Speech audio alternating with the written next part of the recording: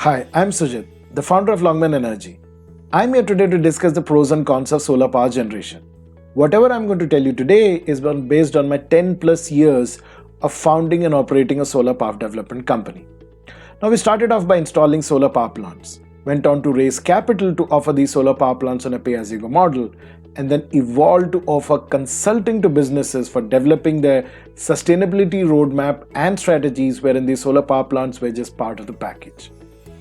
Now, throughout this 10-year tenure, I have come across some true die-hard fans of solar. At the same time, I have come across some bizarre, really bizarre criticisms of solar as well. What if I tell you that besides all this support and criticism, there is one big challenge that solar power generation faces, which is not even public knowledge? Surprising? Yes, because this is despite the fact that solar has become the fastest growing means of electricity generation throughout the world. So here's me discussing the good and the bad of solar power generation along with that one big challenge that solar power generation faces. Point number 1. Is solar power generation safe or is it hazardous to any life form? One of the most bizarre cons of solar that I've ever come across is birds getting blinded. I'm not making this up. During a news channel debate, an expert, not really sure an expert in what, but nevertheless, this expert claimed that the blinding effect of solar panels is so significant that birds in Texas get lost on their flight path and end up in Canada. Yes, Canada. And since a bird from Texas can't find anything to eat in Canada, they eventually starve themselves to death. Fact. Birds are not that dumb, and solar panels are far, far from being so blinding. There are some limitations in terms of installing them close to the airports, but nothing beyond much. In fact, we ourselves have installed solar panels within the Mumbai airport complex.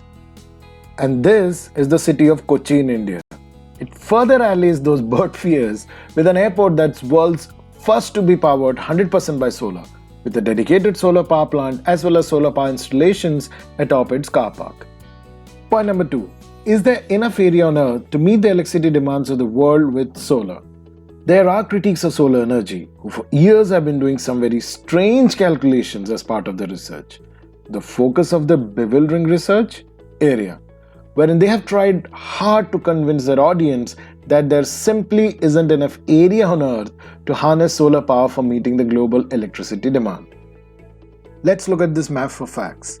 This area in Sahara desert is more than enough to meet the entire global electricity demand for a year. And the mathematical operations that I undertook to compute this are multiplication and division. I have in fact included this simple calculation in the description below. Now, this square block might as well be in the Thar Desert in India or Mojave Desert in the United States or just any decent sized desert anywhere in the world. But of course, if you generate all this electricity in one square block, the cost of transmission will be very high. So for all practical purposes, we need to distribute the generation points. So a more viable solution is this: smaller squares distributed around the world. Even then, the transmission cost is still going to be very high if only these square blocks are utilized. And that brings us to the next aspect of solar. Point number 3. Can solar be installed just anywhere? Solar power is the only means of electricity generation, or at least among the ones known to mankind, which can go as big as 10,000 megawatt or 10 million kilowatts in a desert or as low as 0.25 kilowatt on a rooftop. You simply can't have a half a kilowatt coal power plant or a quarter kilowatt gas power plant. Microwind is possible, but it does face the challenge of flickering shadows, which causes headaches and other healthcare problems.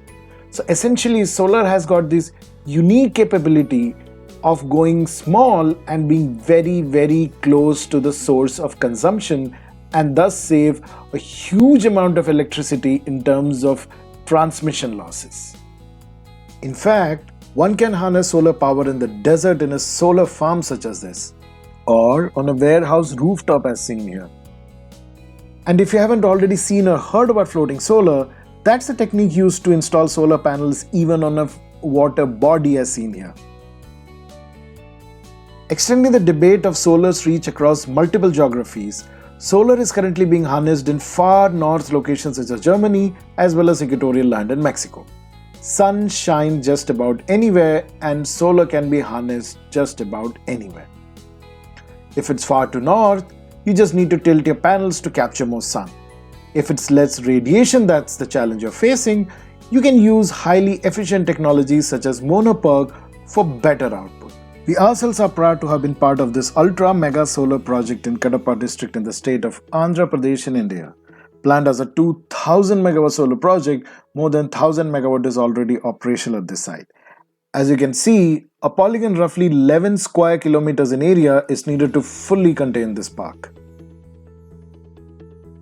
Point number 4. How sustainable and carbon-free really is solar?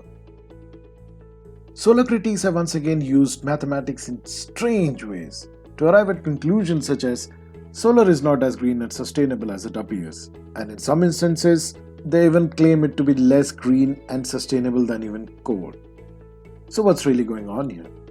First things first, solar electricity is harnessed using solar modules.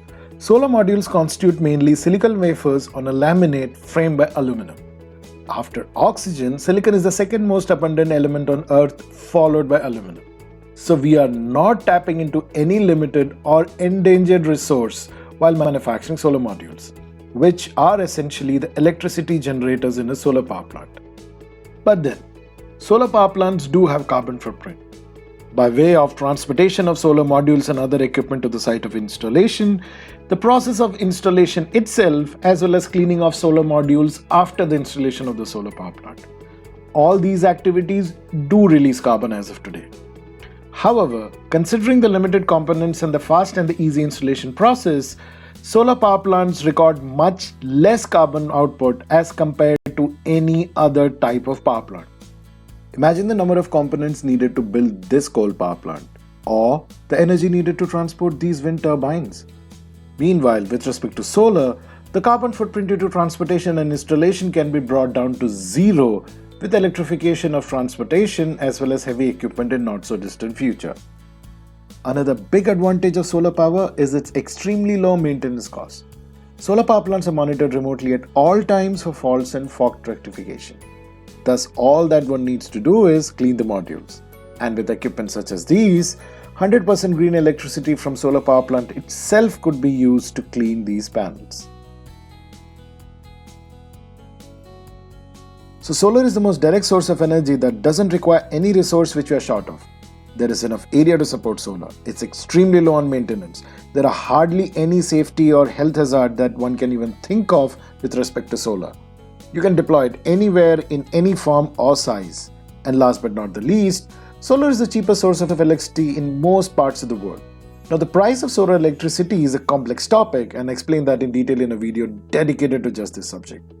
But for now, the big question is, if solar is so amazing, why don't we completely switch over to solar?